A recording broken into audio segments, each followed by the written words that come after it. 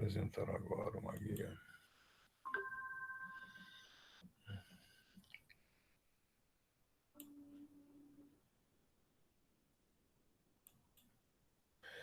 Bem, eu vou começar aqui por onde eu parei, que é a arte budista, né? O ilusionismo escultórico na arte budista, que se desenvolveu na Ásia, né? Mais fora da Ásia do que propriamente na Índia, né? O Tibete, né? Por exemplo, o budismo tibetano, que é muito famoso, ele faz as mandalas, que são uma coisa incrível, né? A mandala é uma pintura feita com pó, com pigmentos enormes, e fazem para durar algum tempo. Eu já vi uma no museu em Berlim, no museu antropológico. Então, o ilusionismo, né? O ilusionismo, qual é a finalidade disso? Isso é representar uma ideia que é do Buda iluminado, né? Não é o... Então, é para a gente ter, tanto diante disso, né? O espectador sente como se estivesse diante de uma figura monumental, né? Vestida com roupa, sentado numa determinada posição, concentrado, né? Então, isso daí, evidentemente, tem um efeito muito especial para quem se ocupa, para quem venera, para quem estuda os ensinamentos de Buda e etc. Né? E, então, vamos dizer, o ilusionismo ele tem diversos graus, diversas formas, né?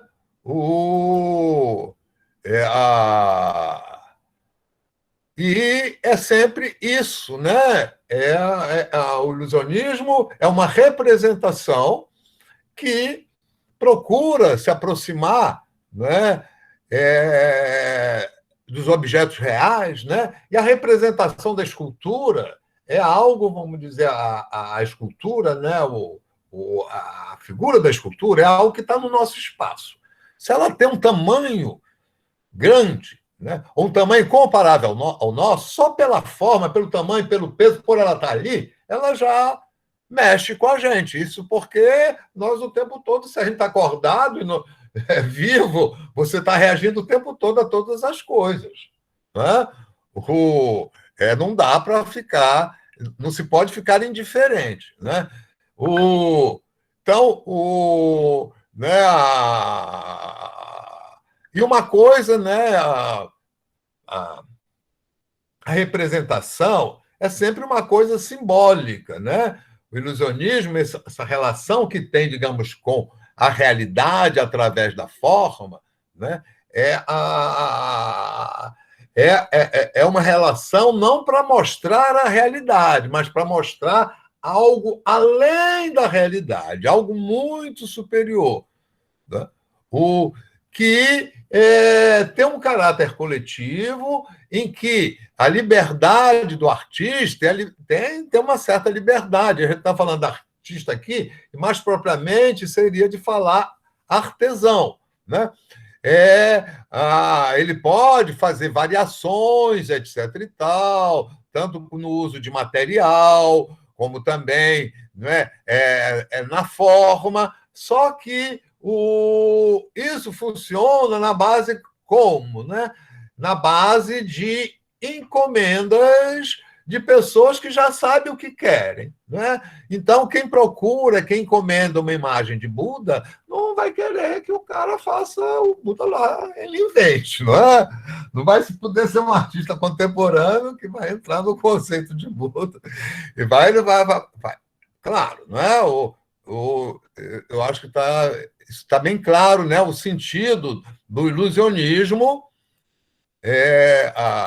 na antiguidade, na Idade Média, não é uma coisa apenas, não é um privilégio da cultura greco-romana, embora provavelmente, né, seja, vamos dizer, o ilusionismo tenha sido difundido a partir da Grécia.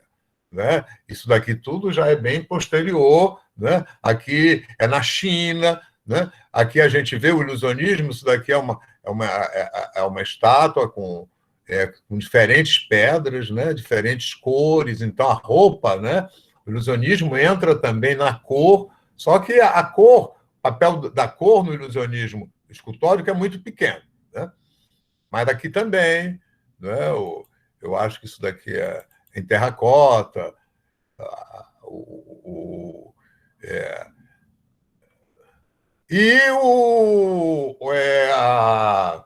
a forma, né? Como é que o artista que foi fazer isso, como é que, vamos dizer, ele foi. Isso daqui já é uma forma geral, né? Que, digamos, está ligada à tradição local. Cada tradição local se faz de um jeito, né? É como você vai, assim, ainda é a produção local, né? Artesanal, por exemplo, arte lá do interior de Minas Gerais, lá do interior do Nordeste, né? Tem escultura de barro, né? Todas seguem mais ou menos a mesma forma. Tem uma variação na cor, no tipo e tal, mas é mesmo porque isso é o princípio mais elemental de fazer as coisas, é o saber fazer, né? E isso é assim a produção na antiguidade, né? É a partir de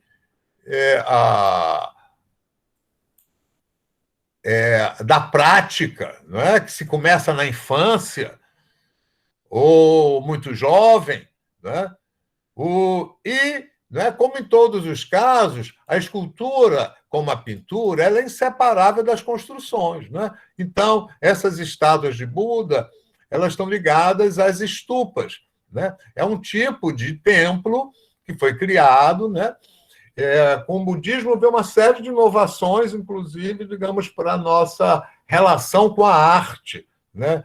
Uma novidade é essa de um espaço individual em que se vai entrar em contato com a divindade, né, com os princípios transcendentais, ali no local, no templo, né, diante da imagem, da representação, mas sozinho. Né?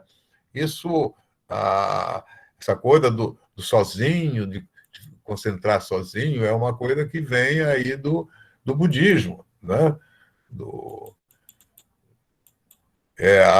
E também da filosofia grega, né? Uma das máximas de Sócrates é conhece-te a ti mesmo. Então, aqui a gente tem uma estupa, né? Já de um outro país lá da Ásia,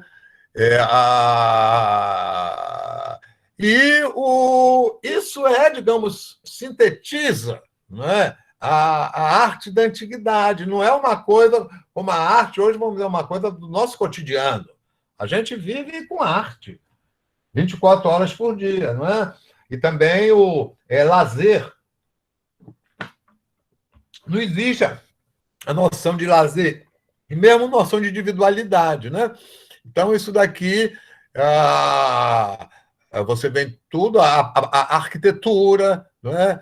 É uma arquitetura que é como uma escultura, porque essas coisas são feitas na pedra e é esculpido mesmo, né? Daqui já é mais recente, deve ser usando já com tijolos, vão se usar técnicas diferentes também, né? Deixa eu aumentar aqui. Aqui é uma outra estupa, né? De outro lugar, outra região, outra tradição, né? Outra tradição artesanal. Né? Aqui são os monges, e aqui é um conjunto, né, dessas, que é como um santuário. Né? O santuário, a relíquia, né? Tem uma importância enorme na antiguidade e depois na Idade Média, em todas as culturas. Não é? A relíquia, tanto, vamos dizer, que se trouxe lá da guerra, como a relíquia do santo, a relíquia do ancestral, né? De quem deixa a herança. Uma coisa muito interessante, né?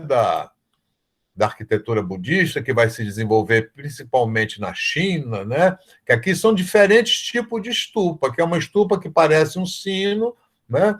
Aqui é uma estupa que é como em forma de pirâmide, com os terraços, está aqui uma escadaria, né? Que aí termina lá com um sino, e aqui isso que vai se desenvolver na China, né? Que é o pagode.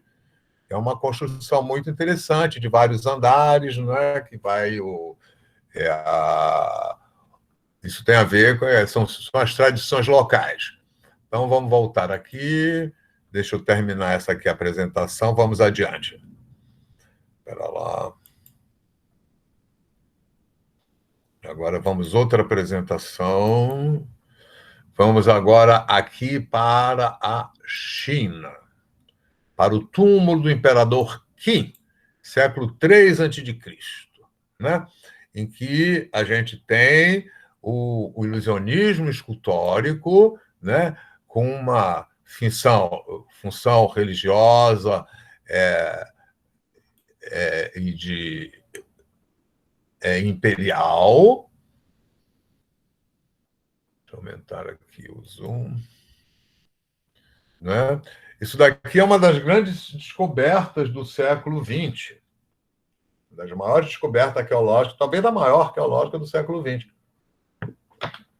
Foi o túmulo do imperador Qin, o primeiro imperador da China, né? Que com o império realmente, vamos dizer, unificou e criou a China. Antes tem vários povos, né? A cultura chinesa vem de 2.000 ou 3.000 anos antes de Cristo, tem bons e tal, mas até, vamos dizer, são povos diferentes, senhores locais, né? Pequenos reis, Ludo, então tem toda uma história e tal, mas vamos dizer, a grande história da China mesmo começa aí com esse Qin, né? Que preparou para o seu túmulo, ele mandou preparar em vida, né? Os imperadores se preocupavam muito com o túmulo, né? Que a memória é a vida eterna, né? A gente não. Nós daqui tão distante disso, estamos falando aqui lá do Qin, né? Desse Qin que teve uma vida muito paranoica, porque podia ser assassinado de um lado ou de outro. Então, foi descobrir, ele mandou preparar para o túmulo dele, quando ele morresse, todo um exército em tamanho natural, feito de terracota, né? Barro cozido.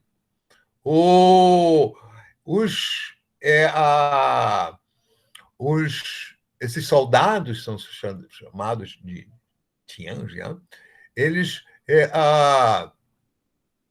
todos estão parados, eles não têm, por exemplo, o compósito, né,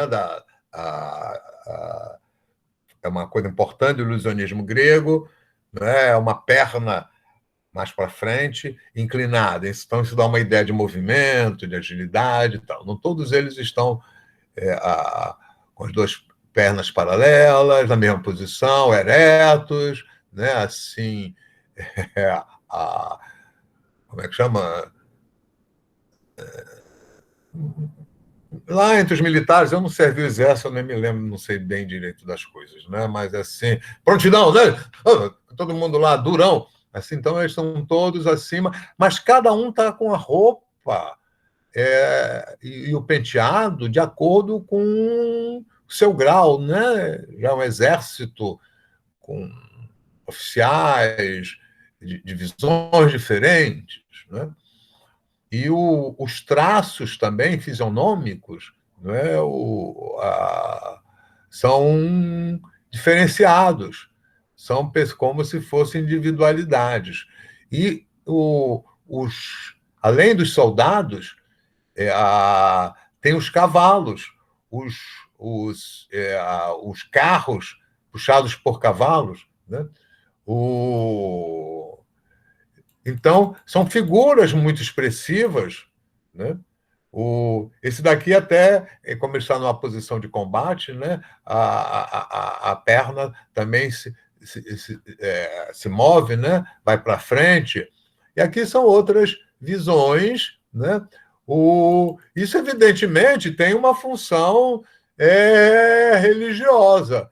O, o, é, a, ele levava esse exército porque queria, com a sua morte, não é? Porque isso tudo foi um túmulo, ficou escondido, não é? Isso é porque lá no além, onde ele depois a morte, né? Essa crença na vida além da morte, né? No outro, em que se é julgado por deuses e tal, né? Eu não conheço em detalhes, eu estou, vamos dizer, fazendo aqui mais, digamos, uma suposição, né?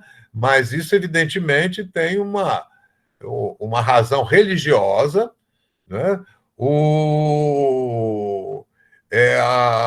Os artesãos que fizeram isso, ou os chefes, depois foram mortos, é uma coisa. Na antiguidade, tem casos. Eu acho que aí no imperador também as esposas elas eram também enterradas junto com ele, né? Tem casos assim das esposas serem sacrificadas junto entre os vikings, né? A escrava era também sacrificada. Tinha essas coisas com a morte, né? Na antiguidade, eram bem diferentes. Pera lá, desculpa. Aqui. Então vamos agora continuar para a apresentação e vamos voltar a outra. Uma guia.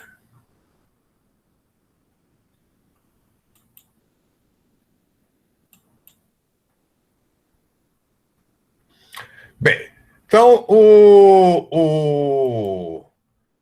o aspecto mais, digamos assim, mais chama atenção da arte a antiga, né, é o ilusionismo escultórico, além dos monumentos arquitetônicos, né?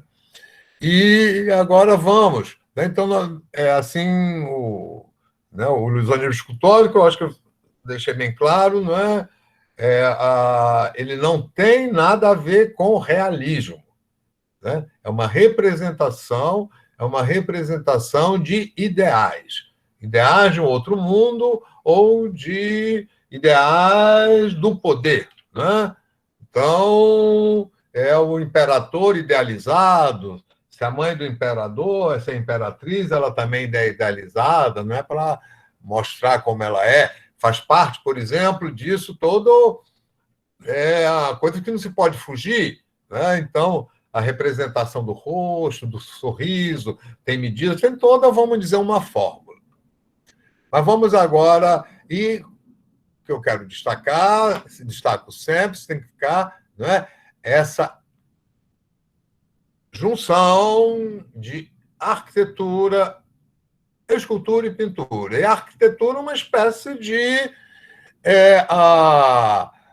escultura que exige uma coisa que é o cálculo, né? O planejamento, né? As medidas de tamanho, de longe, largura, comprimento, né? Espessura, altura, peso, né? Resistência, né? Exige, então, todo um cálculo, uma matemática, né, que o livro vai facilitar isso, né? A planta, né? O livro de Euclides é um grego que vamos dizer, tudo assim da matemática, da geometria do plano, está ali sintetizado, né? Está tudo ali de forma e que se aplica, né? Então, o uso do plano, digamos, para um desenho prévio, né? Como se diz, o riscado, se chamava isso, o riscado, isso já existia, né? Eu quero deixar claro, é a visão bidimensional. vocês devem tentar, nós, contemporâneos, posteriores, a gente tem que tentar se imaginar no tempo em que isso daí construía. Né? Quer dizer, para nós, já, que trabalhamos com arte, isso é fundamental, eu acho. Né? E conhecendo a história da arte, né, todo o avanço da arte sempre foi os artistas partem do estudo, né, dos seus antepassados. Então, eu preciso entender aqui. Né? Então, isso daqui é uma obra de arte, é uma obra de arquitetura. Né? Isso daqui é uma criação dos romanos, é uma função dos romanos. Eles inventaram, né? Repare aqui, as colunas, são colunas coríntias, né? A construção, as pilastras, né? Aqui o triângulo lá dos templos gregos. Né? Mas que invenção é essa? Eles, graças ao cimento, o cimento armado, né? Puderam dar uma nova função às pedras e, com facilidade, criar arcos e abóbadas. Né? Então, isso daqui é uma grande invenção. E aí eles inventaram isso na cidade, né, para marcar a entrada da cidade. As cidades tinham muralhas, né? E os romanos, uma das invenções do romano é a estrada pavimentada. A estrada, o Império se expandiu tanto, a influência de Roma, né? A conquista de novos territórios, criação de outras cidades, né? Começa, eles criaram estrada com medidas, com marcação, né? com locais para trocar de cavalos, né? A estalagem, que é a origem, né? É uma invenção. Então, eles criaram o Arco do Triunfo para marcar na cidade a entrada do conquistador. Né? Então, porque os imperadores eles foram conquistadores, eles conquistavam territórios. Né? Quem governava eram os patrícios, senadores, que eram das famílias aristocráticas, donos de terras, de escravos, né? E tinha os plebeus, que eram livres, mas não tinham terras, mas que podiam enriquecer conquistando outras terras, conquistando escravos, ficavam, né, porque os senadores, né, o senador podia, o filho do senador já podia, com 16 anos, já ser senador, né, desde que ele herdasse, desde que, vamos dizer, o pai o nomeasse. E quem, não vamos dizer, não era do Senado, né, a forma de enriquecer era na conquista, que eram os plebeus. Porque o Senado ele nomeava os cônsules, um cônsul, dois cônsules, por um tempo determinado. Era como também lá os gregos, a democracia. Os homens livres escolhiam lá uns caras para funcionar os 2 anos. Era o poder, digamos, executivo. Depois eram os plebeus que ficavam ricos com conquista, conquistavam novas terras, traziam riquezas. O maior conquistador foi César, né? César chegou a conquistar lá a Inglaterra, né? Chegou a conquistar lá o que viria a ser a França, o Egito, né? Venceu lá os seus, acabou, vamos dizer, como já tão poderoso que o Senado não podia. Acabou o tempo dele, mas ele ia continuar, renova, virou ditador, para não continuar ditador, não ser ditador, foi morto pelas costas, né? Assassinado. Daí, depois do Júlio César, que vai surgir Augusto, né? Que é uma espécie de filho, sobrinho do César, que aí vai se tornar realmente imperador. E aí, então, isso daqui foi criado para celebrar as conquistas. Quando chegava, traziam as riquezas, pilhagens, né? Inclusive novos escravos, e ouro que encontravam, não é? E também traziam dessas conquistas animais exóticos, que ninguém conhecia, não é? Foi assim, por exemplo, que trouxeram lá da África elefante, trouxeram tigre, né? Trouxeram leão, né? Essas coisas que não existiam. Então, isso daqui é puramente simbólico, né? Isso é uma tradição que continuou. Por exemplo, em Paris, Napoleão, né, que se tornou imperador da França, mandou construir lá o seu Arco do Triunfo. É uma das atrações lá de Paris, o Arco do Triunfo. Aqui é outro Arco do Triunfo, cada imperador fazia lá, mandava construir seu Arco do Triunfo, né? E que é uma exibição de técnica, né? Uma exibição de poder. Qual é o povo que podia fazer isso daqui, fazer esse tipo de construção de pedra? Né? Só serve para passar por baixo, mas é uma coisa extraordinária, né? Vamos entender. A arquitetura dos romanos é a arquitetura grega, é um pouco modificada e expandida, desenvolvida através do arco e da abóboda, que por fora vai dar a cúpula. Então, isso daqui é um templo romano. Repare, é o mesmo tipo de templo, né? Seguindo aqui as colunas na entrada, aqui esse frontão, né? Em forma de triângulo.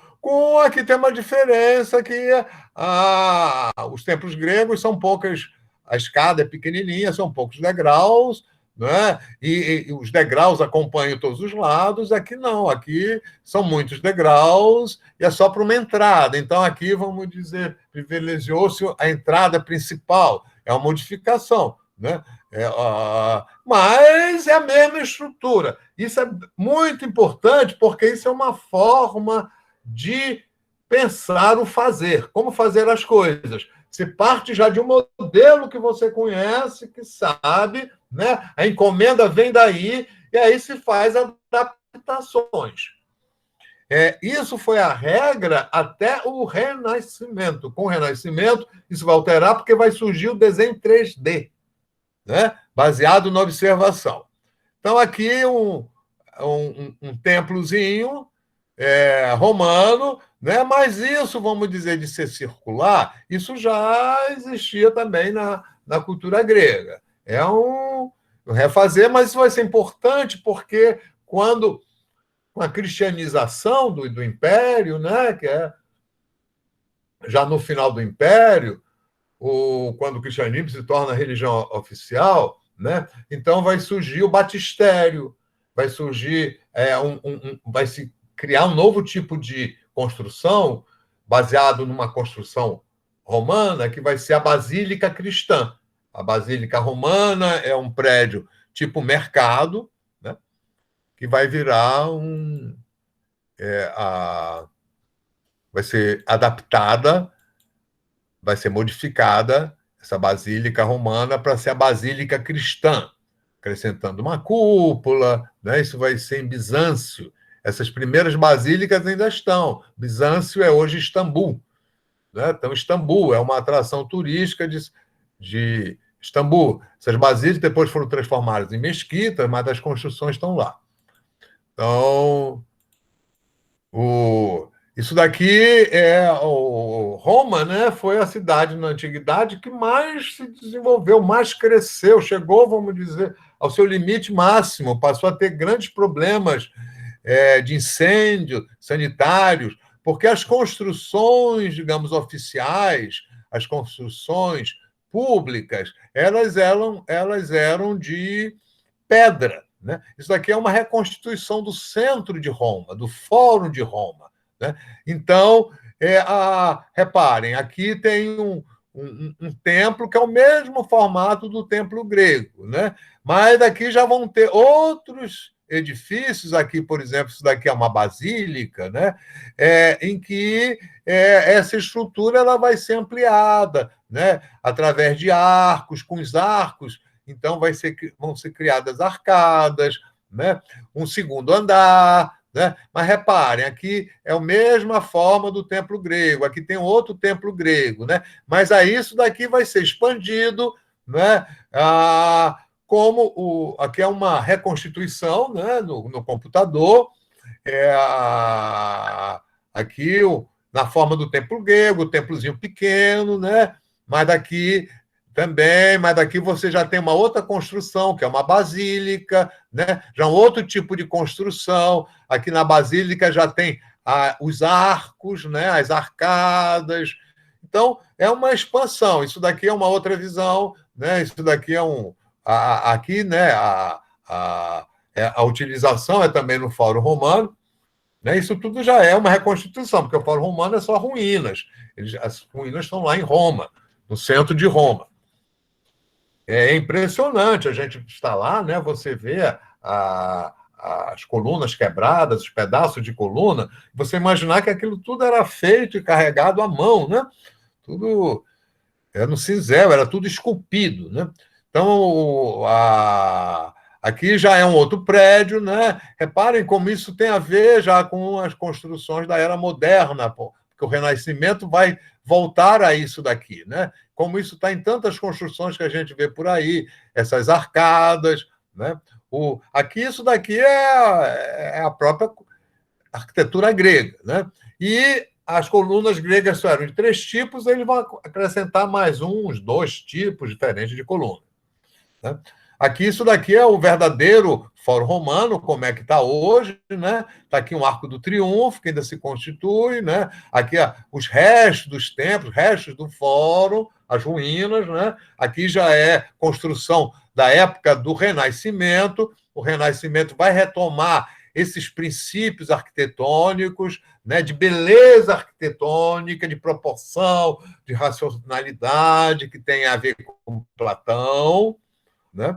Aqui uma invenção de Roma, isso daqui é uma biblioteca, é uma casa é uma biblioteca. Aqui é o interior da biblioteca, né? Isso daqui era para guardar os livros, os volumes, né? Isso daqui é o Capitólio, é uma reconstituição do Capitólio, né? Que é um prédio. O Capitólio era um templo para todos os deuses, né? Então, estavam todos os deuses romanos, que era foi uma adaptação dos deuses gregos. Eram outros nomes, com mudanças, né? Então, aqui o Capitólio, né? A partir dos mesmos princípios, com outras finalidades. Então, aqui já tem, no átrio, tem uma série de colunas, né? E outras construções, mas todas vocês veem, todas baseadas nessas mesmas regras de proporcionalidade, nesse racionalismo da escultura grega que permanece com a escultura romana, né? E aqui o Panteão, que é uma grande inovação dos romanos. Isso os gregos não podiam, né? A entrada aqui do Panteão é no modelo grego, né? Bem claro, aqui as colunas, né? A arquitrave, aqui o frontal, mas o corpo do edifício, do Panteão, é circular e tem no teto, né? Isso daqui é difícil de ver, né? Você entrando. Isso daqui é o teto por onde entra a luz solar. Isso daqui é foto. O que tem de melhor, isso daqui, depois, hoje, o Panteão, que era para os deuses, né? Pagãos, romanos, depois isso foi adaptado para o cristianismo, né? Aqui tem Mas isso aqui tudo é invenção lá dos romanos, não é? O nicho com uma abóboda, né? E a abóboda é por dentro, por fora é a cúpula. Melhor representação que tem é de um quadro do século, eu acho que é século XVIII, em que dá para a gente ver, né? Isso foi feito com base em observação, aí já é com o desenho 3D, né? E é uma coisa extraordinária. Então, um prédio circular, não é, com uma cúpula que permite a entrada do sol. Hoje, evidentemente, isso aqui tem vidro, né? Todo construído na base de colunas, né? Com os nichos onde vão ficar as imagens, que são representações ideais, né? Representações de deuses ou de heróis, ou do poder, né? O poder, o imperador não é mais né, Augusto não é mais o Otávio, muito menos o Otavinho, né? Quando se tornou Augusto, ele virou o imperador Augusto, aí é outra história. Né? Aqui é uma grande inovação, né, que permanece até hoje dos romanos, que é a utilização do arco para criar pontes, né? Pontes ligando margens de rios, né? Ou desfiladeiros, e também para servir para transporte de água. Né? O abastecimento de água é uma coisa fundamental para as cidades. Né? Aqui no Rio, né, a gente tem uma construção dessa, uns arcos da Lapa. Isso é que é mesmo lá. Só observar o mesmo tipo de construção. Né? Isso daqui, a Europa está cheia dessas pontes ou aquedutos, né? Todos baseados no vão do arco, né? Nas pilastras. Né? E isso, evidentemente, aqui é um outro, está um pouco menor, né? Mas essa é uma ruína, aqui é outra cidade, aqui é uma pontezinha pequenininha. Né? As cidades europeias estão cheias de diversas soluções, né? Tanto aquedutos como pontes, né? Pontes, né? Aqui uma ponte, aqui outra ponte, aqui uma ponte também, né? Isso é um grande avanço, e aí a arquitetura e a engenharia se confundem, né? Outra grande invenção dos romanos né? Eles utilizando essa possibilidade do arco, né? E eles transformam aquele anfiteatro do teatro grego, eles vão transformar no grande anfiteatro, no circo. Né? O circo. O teatro grego era uma coisa religiosa, uma coisa, vamos dizer, a tragédia ou a comédia. Uma coisa para purificar o espírito, purgar o espírito. Né? É um termo criado por Aristóteles chamado catarse. A grande finalidade da tragédia, da comédia, é a catarse. A catarse é você se liberar, você superar, né? Certos sentimentos difíceis, problemáticos, que a gente não pode deixar de ter, não pode evitar, né? Mas que não pode virar um trauma. O medo, né? O medo, o horror, todo mundo não pode viver sem medo e sem ter, vamos dizer, cuidado com aquilo que provoca horror. Né? Você tem que... Isso é reação. Né? Quem não tem medo de nada, é o temerado, morre rápido. Né? Outra coisa importante também é o ridículo, que é o erro. Né?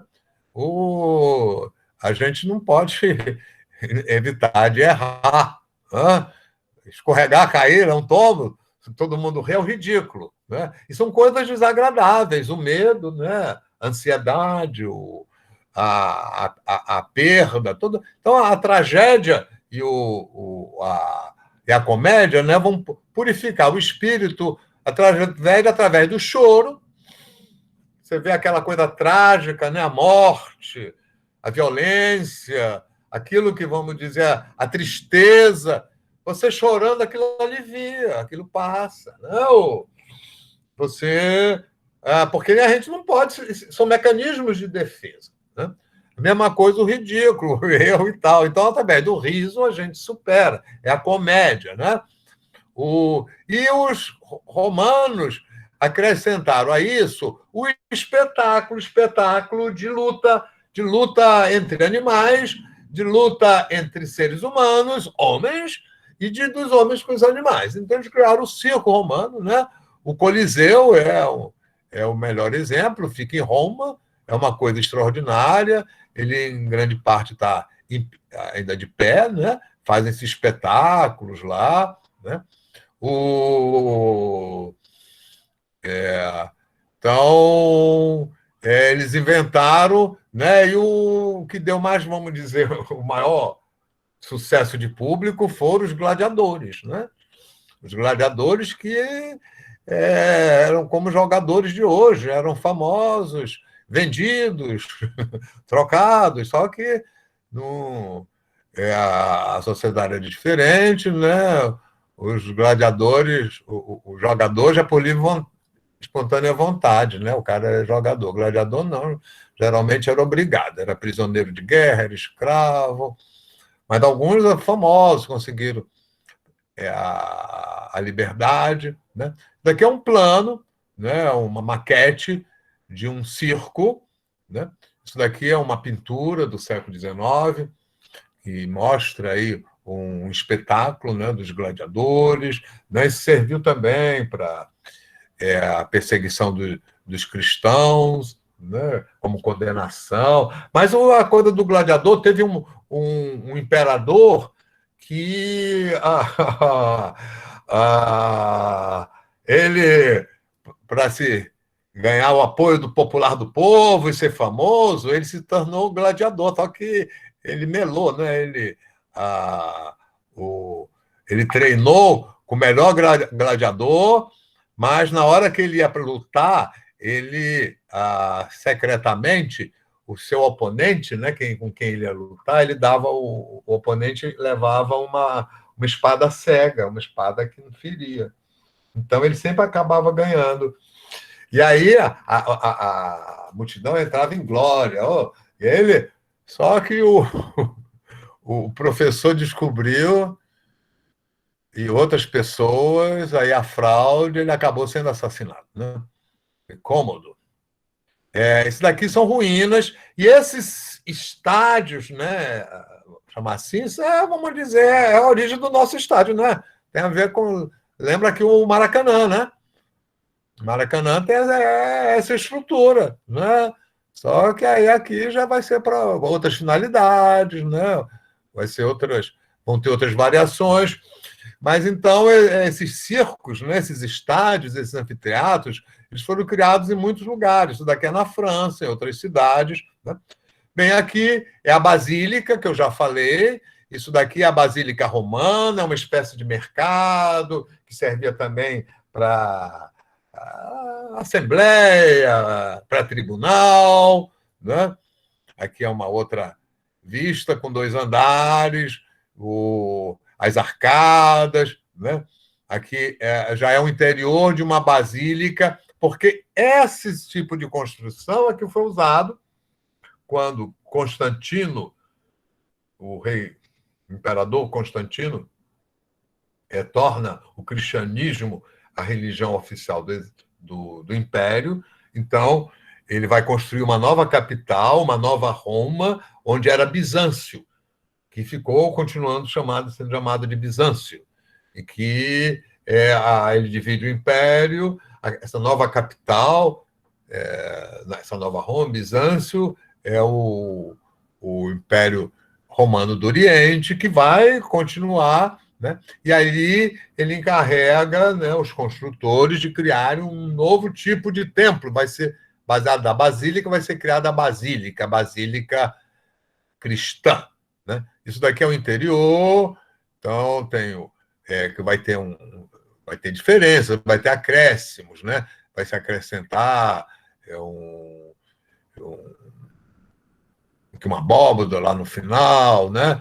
Então, aqui é um outro exemplo, né? E outra grande invenção dos romanos, que perdura, né? Vem até hoje, é a invenção das termas, né? Do banho quente e da piscina pública. Isso daqui é uma que ainda existe na Inglaterra, né? Mas criada, construída lá pelos romanos. É além, vamos dizer, já tinha a água quente ela era fervida e colocada lá pelos escravos, descia por coisa, então você tinha água aquecida, tinha biblioteca, era um lugar para relaxar, para encontrar amigos, o clube, né?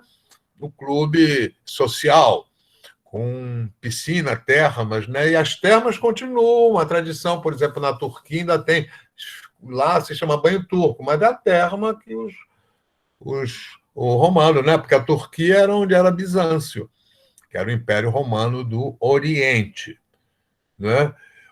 E aqui, finalmente, né, as estradas romanas é uma inovação dos romanos, né? A estrada pavimentada, tem uma que existe até hoje, que é a Via Ápia, né? Que leva a Roma.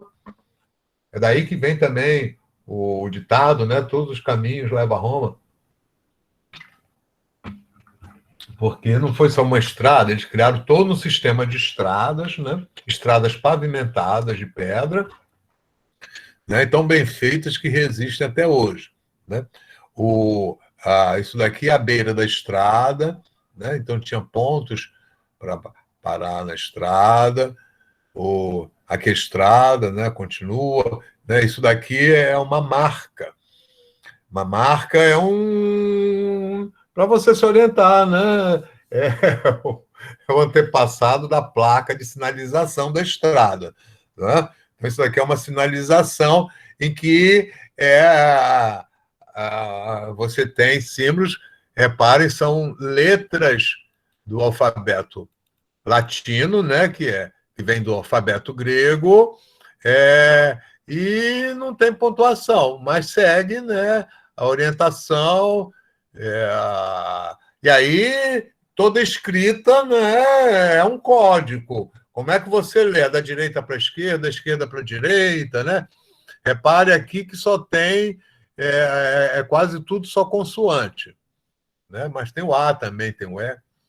Bem, outra coisa também dos romanos, uma outra invenção dos romanos, é o domo, ou a vila, domus ou vila, né, das famílias aristocráticas. São pequenos, são palácios residenciais com, reparem, né? Isso daqui é coluna. Coluna, isso vem lá dos gregos. Então, utilizando, vamos dizer, essas técnicas, as colunas, mas eles criaram um tipo de arquitetura que isso vai ter uma grande. Vai influenciar e vai ter uma grande importância, vai ser desenvolvida primeiramente pelos árabes, com o Islã, com a cultura muçulmana, e depois no Renascimento, né? Com a nova arquitetura, a arquitetura clássica do Renascimento, inspirada nas construções romanas, né? Então, é uma residência de um homem público, de um patrício, de um homem rico que tem uma esposa, que tem filhos, que tem escravos, que tem um lugar no Senado, em que nas suas terras ele ele é o juiz, ele tem um poder, né? Mas tem muitas obrigações públicas, né? O poder nunca é assim de graça, tem um custo, né? Então, aqui ele recebe, e nessa construção, nessa vila, né, essa criação desse pátio interno que servia para colher a água da chuva, acumular a água da chuva, né? Imagine que nesse tempo é que está se começando a criar, assim, digamos, a canalização, né? Canalização para água doméstica. A água se tirava do poço, tirava lá do rio, né? O, é, a, e essa colunata, né, com esse pátio interior, isso daí vai ser muito importante como inspiração posteriormente para construções de palácios islâmicos e palácios renascentistas, né? Então, é uma residência, né? Os quartos não são nem quartos, propriamente, são mais celas em que tem um leito, né? Uma coisa de pedra em que se coloca palha, as coisas, né? O, Então, isso daqui é um outro interior, né? Assim, de uma vila, e algumas foram preservadas intactas por causa de Pompeia, Pompeia e Herculano, né? Houve uma erupção do vulcão, do Vesúvio, que soterrou as cidades. E uma das grandes descobertas do final do século XVIII, século XIX, vai ser exatamente essas duas cidades que estavam soterradas e que foi uma coisa instantânea, né? A lava pegou, matou todo mundo assim imediatamente e cobriu e depois solidificou, então foi preservado. Então você tem construções, e isso então é um lugar privado público, né? Porque não é uma residência, como é uma vila, é uma apesar de que moram pessoas aqui, né? Em torno, né? Morava e tal, mas é um lugar de que se recebe pessoas, em que se organizam coisas, né? Então as paredes são decoradas, né? E a pintura é mais barata do que o relevo da escultura. Então a pintura vai ser usada também para imitar a escultura, para representar também os ícones, né? Daí que surge a pintura ilusionista, para ser uma pintura de representação, né? Que representa os ícones, representa os deuses, as figuras do poder, né? Os heróis, as figuras da mitologia. Né? Isso daqui é a reconstituição de um interior de uma casa, né? De uma casa, de um patrício, né? Não sei se é Herculano ou Pompeia, né? Ou algumas partes dessas relíquias estão em museus. Então, tem museu nos Estados Unidos, tem museu na Europa também, né? Mas muitas coisas estão lá no lugar. Eu nunca estive em Pompeia, nem Herculano, né? Mas então são residências, digamos, particulares oficiais, né? Não é a residência no sentido é para residir, né? Então, tem a vila também do imperador, isso daqui é um detalhe, né, de uma com além dessa parte interna, né, essas vilas vão ser criar jardins com lagos artificiais, com colunatas, né? Isso vai inspirar até o século XIX, século XX, né? Se vocês forem lá onde é o Museu Nacional, né, que pegou fogo, infelizmente, em 2018, na Quinta da Boa Vista, né? Aquilo era uma fazenda que foi transformada em palácio com a vinda da família real, e aí foi criado um parque e tal, né? E o parque vocês vão ver tem assim esses lagos artificiais, tem colunatas, tem estátuas, né? Bem, isso daqui